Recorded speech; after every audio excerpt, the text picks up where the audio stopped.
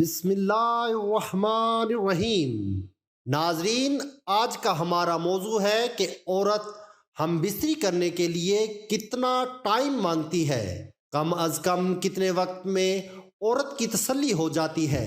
آج کل نیم حکیموں نے طرح طرح کے غلط تاثرات عوام میں پھیلا رکھے ہیں۔ بعض پرانے نیم حکیموں کے مطابق ایک سال میں ایک بار مباشرت کرنی چاہیے۔ نیم حکیم تو یہاں تک کہتے ہیں کہ مہینے میں ایک سے زیادہ کا حقیقت سے کوئی لینا دینا نہیں۔ بات اگر مباشرت کی کرتے ہیں تو یہ اپنی قبر خود کھودنے کے مترادف ہے۔ کیا آپ نے کبھی سنا ہے کہ کوئی انسان اس لیے مر گیا کیونکہ وہ اپنی بیوی سے ایک ہفتے میں 2 بار مباشرت کرتا تھا؟ جی نہیں۔ تو مطلب صاف واضح ہے کہ یہ سراسر عوام کو بیوقوف بنانے اور پیسے بٹورنے کا ایک ذریعہ ہے اور کچھ نہیں۔ بہت سے ایسے لوگ ہیں جو ایک دن میں 2 بار بھی مباشرت کرتے ہیں، لیکن وہ بالکل تندرست اور صحت مند ہے، نہ ہی ان کو کوئی بیماری لگی ہے اور نہ ہی کسی جنسی کمزوری نے انہیں چھوا بھی ہے۔ مغربی ممالک میں لوگ ہم سے زیادہ مباشرت کرتے ہیں، لیکن وہ تو بالکل صحت مند ہوتے ہیں، بلکہ ہم سے زیادہ صحت مند ہوتے ہیں۔ جدید سائنس یہ بات ثابت کر چکی ہے۔ جو لوگ کم از کم ایک ہفتے میں 2 بار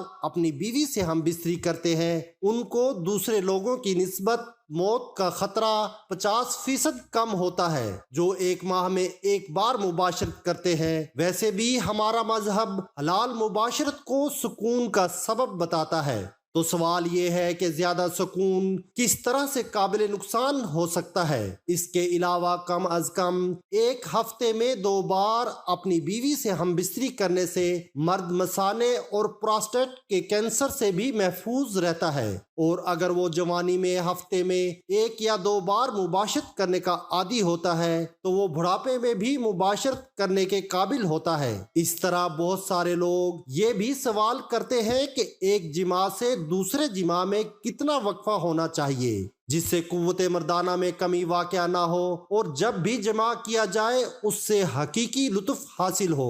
حقیقی لطف حاصل ہونے سے مرد کی جنسی قوت کمزور نہیں ہوتی اور عورت بھی مطمئن اور خوش رہتی ہے۔ طبی لحاظ سے 3 یا 7 یوم بعد جمع کرنا چاہیے۔ 3 دن سپرنز بنتے ہیں اور 4 دن بعد تحلیل ہو کر جسم کا حصہ بن جاتے ہیں، کیونکہ دن میں 2 بار یا روزانہ جمع کرنے سے چند ہی روز میں شدید کمزوری، سستی اور بلڈ پریشر کا لاحق ہو سکتا ہے، اور اکثر جوڑوں کا پانی ختم ہو جاتا ہے۔ جوانی میں ہی گھٹنے آواز کرنا شروع کر دیتے ہیں۔ اس نقصان کی کسی بھی صورت تلافی نہیں ہو سکتی۔ خلاف ورزی کرتے رہنے سے آخر میں افسوس کرنا پڑتا ہے۔ زیادہ منی کا اخراج بار بار نہیں ہو سکتا کیونکہ یہ چیز انسانی جسم میں وافر مقدار میں نہیں بنتی۔ طبی لحاظ سے 4 یا 7 یوم بعد جمع کرنے سے جسم میں مختلف امراض یعنی کسی قسم کی کمیاں یا کمزوری نہیں ہوتی اور قدرتی حقیقی لطف حاصل ہوتا ہے۔ جنسی عدم کارکردگی، جنسی غیر فعالیت یا پھر جنسی بدنظمی ایک طرح کی مشکل صورتحال ہے جو ایک شخص یا ایک جوڑا ایک عام جنسی سرگرمی کے دوران محسوس کر سکتا ہے۔ اس میں جسمانی لذت، خواہش، ترجیحات، اشتعال یا ماقبل مباشرت خواتین کے سیال مادے کا جمع ہونے سے متعلق ہو سکتا ہے۔ طبی تشخیص کے مطابق جنسی عدم کارکردگی کے لیے یہ ضروری ہے کہ ایک شخص انتہائی تناؤ اور بین شخصی کھنچاؤ کے مرحلے سے گزرے۔ یہ تکلیف دہ دور کم از کم 6 مہینے تک کی میعاد پر محیط ہونا چاہیے۔ اس میں مختلف مادوں یا طبی کیفیات سے رونما ہونے والی جنسی عدم کارکردگی شامل نہیں ہے۔ جنسی عدم کارکردگی بڑی حد تک ایک شخص کی جنسی زندگی کی کیفیت کی سمجھ پر غیر معمولی طور پر اثر انداز ہو سکتی ہے۔ متبادل اصطلاحات میں سے جنسی بدنظمی کی اصطلاح صرف جنسی عدم کارکردگی کے لیے ہی نہیں بلکہ شہوانی عدم توازن کے لیے بھی ہے۔ اسے کبھی کبھار جنسی ترجیحات کا عدم توازن بھی کہا جاتا ہے۔ مرد سیکس کے دوران کیا کیا غلطی کرتے ہیں۔ کسی دوسری عورت کے ساتھ ماضی میں ہوئے تجربے کی بنیاد پر مرد ایسا مان کر چلتے ہیں کہ سیکس کے دوران خاتون کو کس بات سے مزہ ملے گا اور اسے کیا کرنا چاہیے۔ مردوں کی یہی سب سے بڑی بھول ہے۔ زیادہ تر مرد یہ مان کر چلتے ہیں کہ انہیں سیکس کے بارے میں کچھ زیادہ ہی علم ہے۔ کچھ مردوں کے دعوے تو یہاں تک ہے کہ وہ سیکس کے معاملے میں واتسیان سے بھی زیادہ ماہر ہیں۔ سیکس کا مزہ کیسے اٹھا سکتے ہیں اس کے بارے میں تقریباً ہر ایک مرد کی من میں ایک جیسے ہی خیال ہوتے ہیں، جبکہ حقیقت یہ ہے کہ ہر مرد عورتوں کی جنسی خواہش کے بارے میں خدشاتی خیال بنا کر بیٹھتے ہیں، اور یہی خدشہ آخر ان کی غلطیوں میں تبدیلی لاتی ہے۔ سیکس کے دوران خاص طور پر یہ کچھ غلطیاں ہیں جو مرد ہمیشہ دہراتے ہیں۔ اچھے سیکس کے لیے کتنا ضروری ہے فور پلے۔